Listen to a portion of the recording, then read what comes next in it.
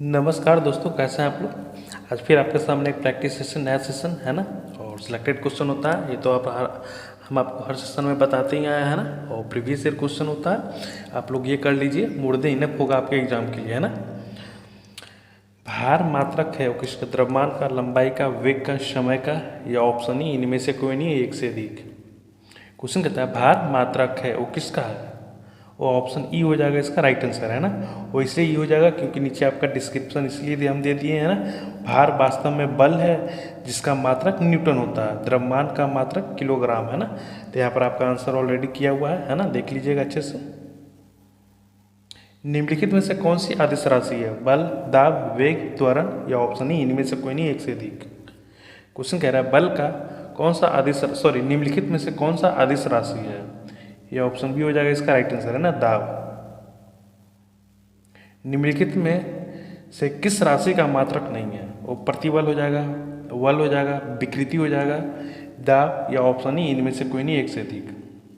Question कह रहा है निम्नलिखित में से किस राशि का मात्रक नहीं है, वो ऑप्शन सी होगा इसका राइट आंसर, है ना। समुद्री दूर को मापा जाता है नॉटिमील से, किलोमीटर में, डेसिबल में, कैरियो में, या ऑप्शन ही इनमें से कोई नहीं, एक से अधिक। क्वेश्चन कह रहा है समुद्र दूरी को मापा जाता है वो नॉटी मील में नापा जाता है ना, ऑप्शन ए होगा इसका राइट आंसर। 10 नैनोमीटर में कितने मीटर होते हैं, 10 की पावर -8, 10 की पावर -7, 10 की पावर -8, या 10 की पावर -10 मीटर। ऑप्शन ही इनमें से कोई नहीं, एक से अधिक। क्वेश्चन कहता है 10 नैनोमीटर कितने मीटर के बराबर होते हैं, हो जाएगा ऑप्शन सी, है ना, 10 की पावर -8 मीटर पर सेकंड, है ना। जिनको नहीं समझ में आता होगा वहाँ पर स्पष्टीकरण दिया हुआ है, कैलकुलेशन दिया हुआ है, नोट्स के बाहर ग्रुप में हम दे दिए हैं ना, आप लोग इसको अच्छे से देख लीजिएगा। 1 नैनोमीटर इक्वल टू 10 की पावर -9 मीटर, इसलिए 10 nanometre equal to 10 × 10 - 9 metre equal to 10 की पावर -8 मीटर होता है ना। कैलकुलेशन देख लीजिएगा आप लोग। एमकेएस पद्धति में बल का मात्रक है जूल, वाट, न्यूटन, मीटर प्रति सेकंड, या ऑप्शन ही। क्वेश्चन कह रहा है एमकेएस पद्धति में बल का मात्रक है वो न्यूटन हो जाएगा ना, ऑप्शन सी। निम्नलिखित में से कौन सी राशि अदिश है, संवेग, वेग, बल, चाल, या ऑप्शन ई। क्वेश्चन कह रहा है निम्नलिखित में से कौन सी राशि अदिश है, वो चाल हो जाएगा ना, ऑप्शन डी। एंगस्ट्रम इकाई है वो तरंगदैर्घ्य का, ऊर्जा का, आवृत्ति का, या वेग का, ऑप्शन ही, है ना। क्वेश्चन कह रहे हैं एंगस्ट्रम इकाई है वो तरंगदैर्घ्य का हो जाएगा ना, ऑप्शन ए।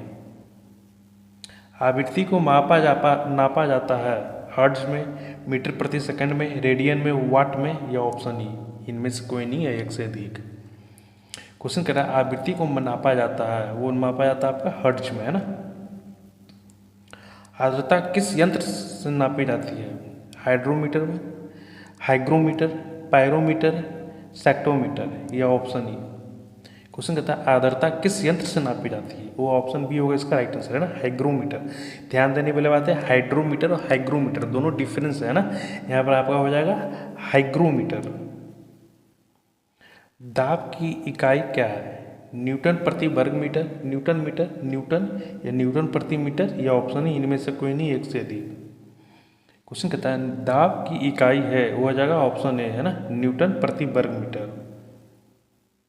निम्नलिखित में कौन सी सदिश राशि जिसको वेक्टर भी कहा जाता है ना, नहीं है, विस्थापन, वेग, बल, आयतन, या ऑप्शन ही इनमें से कोई नहीं, एक से अधिक। क्वेश्चन कहता है निम्नलिखित में से कौन सी सदिश राशि नहीं है, वो आयतन हो जाएगा ना, ऑप्शन डी। 1 माइक्रोन बराबर है 1/10 मिलीमीटर, 1/100 मिलीमीटर, 1/1000 मिलीमीटर, 1/10,000 मिलीमीटर, है ना, यह ऑप्शन ही इनमें से कोई नहीं। क्वेश्चन कह रहा है 1 माइक्रोन किसके बराबर है, वो हो जाएगा आपका ऑप्शन सी, है ना। 1 पिकोग्राम किसके बराबर है, 10 की पावर -6 ग्राम, 10 की पावर -9 ग्राम, 10 की पावर -12 ग्राम, 10 की पावर -15 ग्राम, या ऑप्शन ही इनमें से कोई नहीं है, एक से अधिक। क्वेश्चन कहता है 1 पिकोमीटर किसके बराबर है, तो ऑप्शन सी हो जाएगा इसका राइट आंसर, है 10 की पावर -12 ग्राम। ऑडियोमीटर क्या मापता है, ऊंचाई, वायुमंडलीय दाब, हृदय गति, ध्वनि की तीव्रता, ये ऑप्शन ई। क्वेश्चन कहता है ऑडियोमीटर क्या नापता है, वो हो जाएगा ऑप्शन डी है ना, ध्वनि की तीव्रता। प्रकाश वर्ष मात्रक है, समय का, दूरी, चाल या बल। क्वेश्चन कह रहा है प्रकाश वर्ष मात्रक है, वो है दूरी का, है ऑप्शन बी। प्रकाश वर्ष की इकाई है, सूर्य का जीवन काल, प्रकाश की तीव्रता, समय या दूरी, ये ऑप्शन ई। क्वेश्चन दोनों सेम ही है ना, बस पूछने का तरीका थोड़ा सा डिफरेंट है ना। क्वेश्चन कह रहा है प्रकाश वर्ष इकाई है, वो दूरी का हो जाएगा ना, ऑप्शन डी।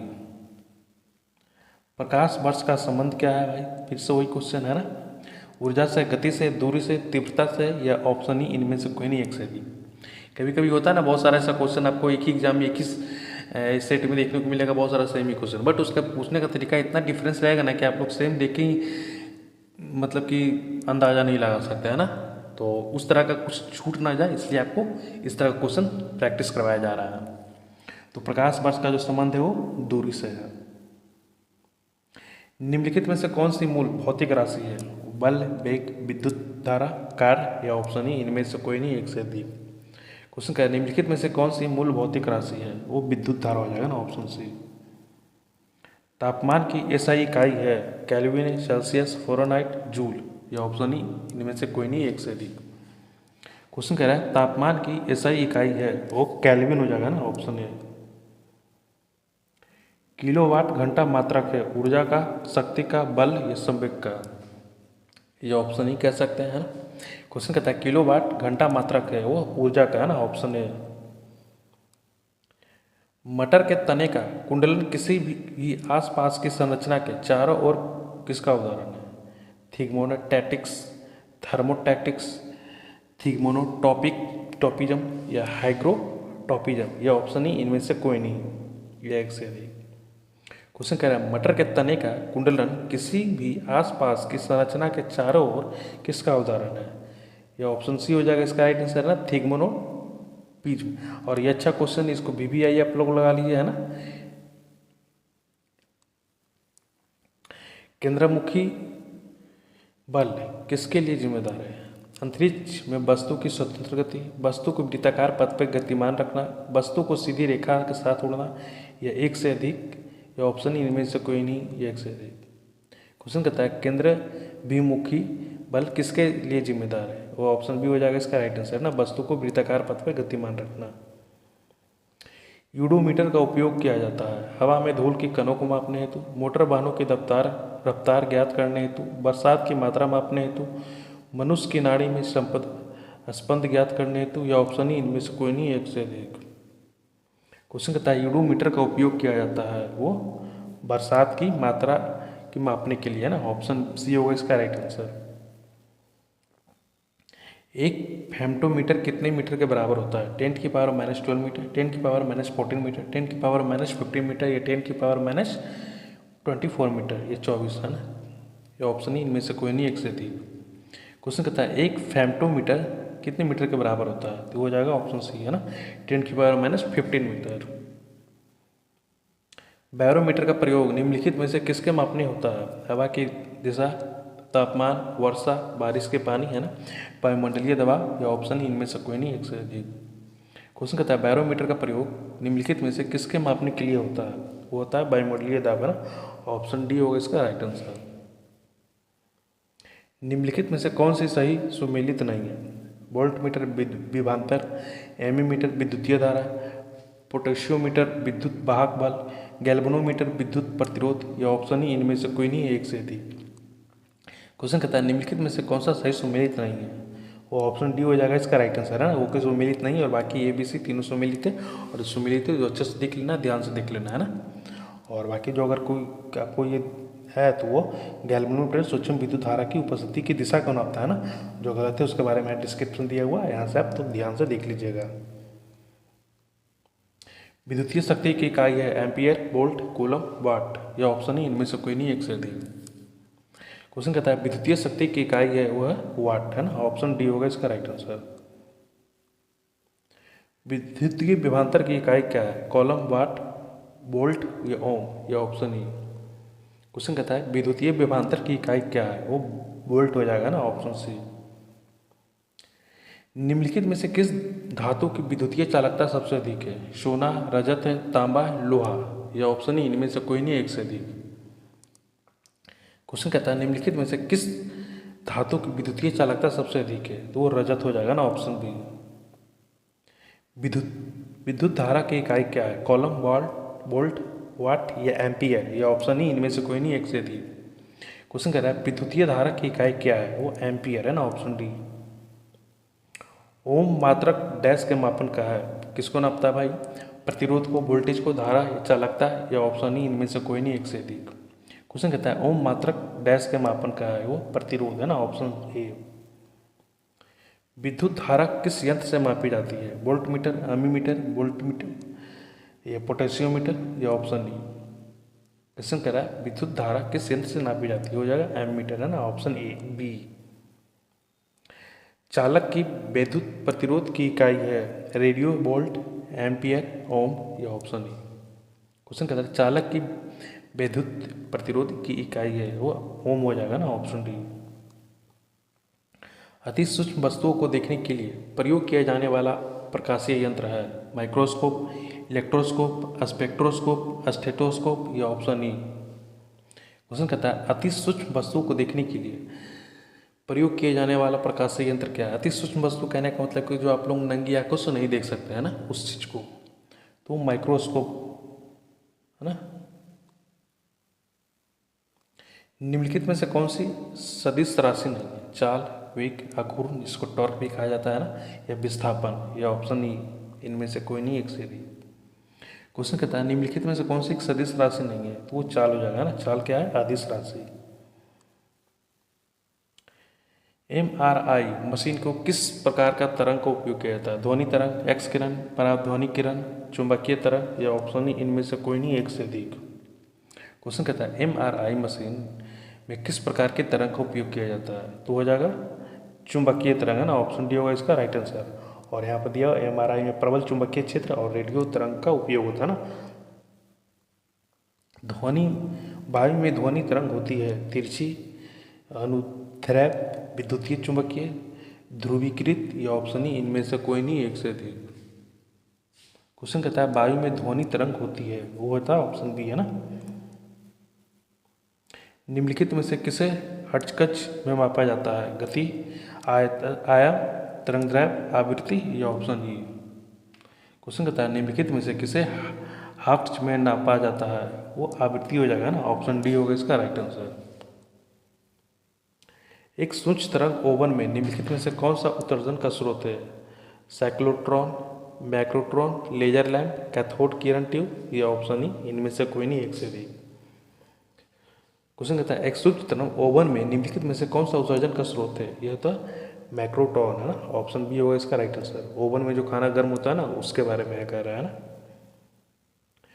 ध्वनि चित्रण जिसको सोनोग्राफी भी कहा जाता है ना, में कौन सी तरंग का प्रयोग होता है, ध्वनि तरंग, पैराध्वनिकरण, सूक्ष्म तरंग, या अवरक्त तरंग, या ऑप्शन ई। क्वेश्चन कहता है ध्वनि चित्रण यानी कि मतलब सोनोग्राफी में कौन सा तरंगों का प्रयोग होता है, तो हो जाएगा आपका ऑप्शन बी है ना, पैराध्वनिक तरंग। ध्वनि संरचन नहीं कर सकती है, जल में, ठोस में, गैस में, निर्वात में, या ऑप्शन ई। क्वेश्चन कहता है ध्वनि किस में नहीं चल सकती है, तो वो निर्वात में नहीं चलती है ना, ऑप्शन डी। दो उत्तरोत्तर शिखर जिसको सक्सेसिव क्रेट्स भी कहते हैं ना, अथवा दो उत्तरोत्तर गर्त के बीच की दूरी क्या है, आयाम, तरंगदैर्घ्य, आवृत्ति, या ऑप्शन डी इनमें से कोई नहीं, या ऑप्शन ई इनमें से कोई नहीं एक से अधिक। क्वेश्चन कह रहा है दो उत्तरोत्तर शिखर अथवा दो उत्तरोत्तर गर्त के बीच की दूरी को क्या कहते हैं, तो वो तरंगदैर्घ्य हो जाएगा ना, ऑप्शन बी होगा इसका राइट आंसर। और ये भी अच्छा क्वेश्चन है ना, इसको भी 3 स्टार आप लोग लगा लीजिए। ध्वनि की वायु में वेग अनुपात है 10 किलोमीटर प्रति सेकंड, 10 मील प्रति मिनट, 330 मीटर प्रति सेकंड, 3 × 10⁸ मीटर प्रति सेकंड, या ऑप्शन ई।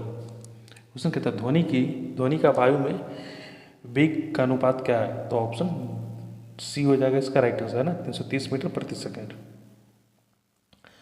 100 डेसिबल ध्वनि का प्रबल स्तर संगत होता है मात्र श्रवण ध्वनि के आम बातचीत के एक व्यस्तम वाली सड़क से आने वाली ध्वनि के, या एक मशीन गन से आने वाली धड़ाके से, या ऑप्शन ई इनमें से कोई नहीं एक से अधिक।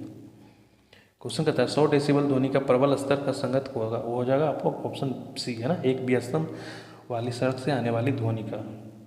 यहाँ पर डिटेल दिया हुआ है ना, आम बात अब बोला जाता है वो 100 डेसिबल में सड़क का शोर होता है जो 70 से 90, और मशीन पे जो गन होता है वो आपका हो जाएगा 140 का है ना डेसिबल। आधुनिक टेलीफोन का उपयोग करता है रेडियो तरंग का, ध्वनि तरंग का, दृश्य प्रकाश का, चुंबकीय, या ऑप्शन इनमें से कोई नहीं एक से अधिक। क्वेश्चन कह रहा है आधुनिक टेलीफोन उपयोग करता है वो रेडियो तरंग के द्वारा किया जाता है ना, ऑप्शन ए। मानव कान का श्रव्य आवृत्ति परिसर है 2 से 20 हर्ट्ज तक, 20 हर्ट्ज से 200 हर्ट्ज तक, 20 हर्ट्ज से 2000 हर्ट्ज तक, 200 हर्ट्ज से 2000 हर्ट्ज तक, यह ऑप्शन ई।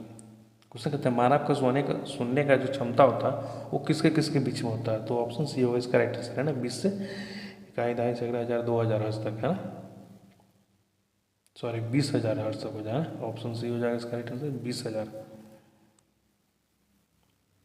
बिल्ली की सुनने की आवृत्ति विस्तार क्या है,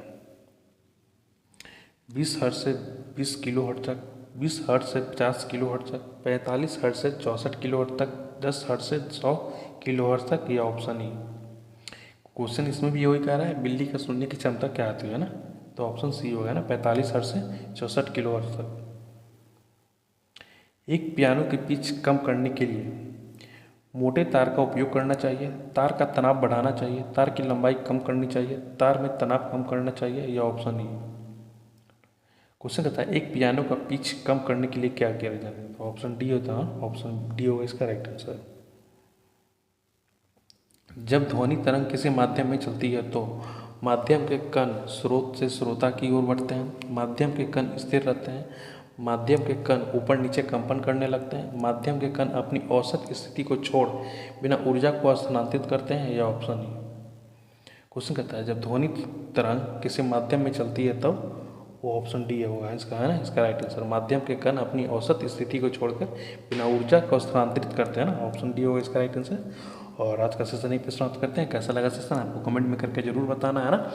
और बस एक बात वही बोलना चाहते हैं भाई, जो मेरे द्वारा करवाया जा रहा है सेशन अवेलेबल करवाया जा रहा है, वो आपके एग्जाम के लिए मोस्ट सिलेक्टेड क्वेश्चन है और प्रीवियस ईयर क्वेश्चन है ना। बस ये कर लीजिए, आपके एग्जाम के लिए मोर देन इनफ होगा है ना। तो ठीक है, मिलते हैं अगले सेशन में।